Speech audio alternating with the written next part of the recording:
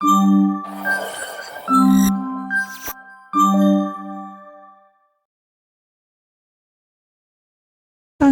മുംബൈയിലും മഴയെത്തി. ഇപ്രാവശ്യം നേരത്തെയാണ് സാറിൻ്റെ വരവ്. മഴയും പ്രമാണിച്ച് ബിരിയാണി കഴിക്കണമെന്ന ആഗ്രഹത്തോടെ അപ്പൂനെ വിളിച്ചുകൊണ്ട് ഞാൻ ചിക്കൻ മേടിക്കാൻ പോയി. ചിക്കൻ മേടിക്കാൻ പോയപ്പോൾ വലിയ മഴയൊന്നും ഇല്ലായിരുന്നു ഗൈസ്. പക്ഷേ വന്ന് മഴയും കളിച്ചു തുടങ്ങി.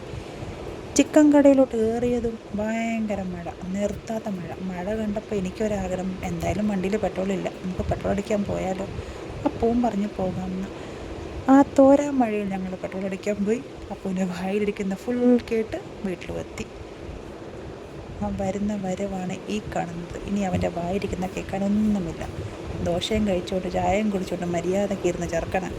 അവനെ വിളിച്ച് വരുത്തി ഞാൻ ചിക്കൻ മേടിക്കാൻ പോയതാണ് ഈ കാണുന്നത്. ബാക്കി നമുക്ക് വഴിയേ കാണാം. ഓക്കെ.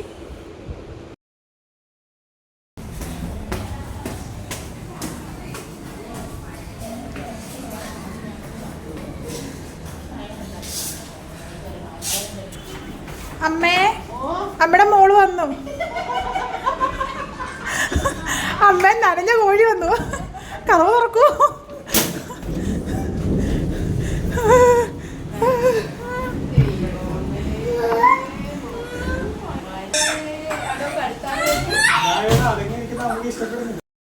അങ്ങനെ മഴയൊക്കെ നനഞ്ഞ് കുളിച്ച് ഡ്രസ്സൊക്കെ മാറി സുന്ദരിയായി.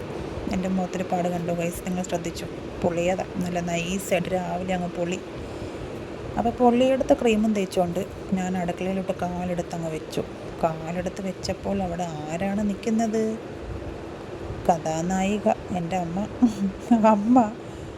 അമ്മയെന്നാ ഒന്ന് വീഡിയോയിലേക്ക് പകർത്താമെന്ന് വിചാരിച്ചപ്പോൾ അമ്മയ്ക്ക് ഭയങ്കര ചാടം. എൻ്റെ വേഷം കണ്ടോ, എൻ്റെ മുടി കണ്ടോ?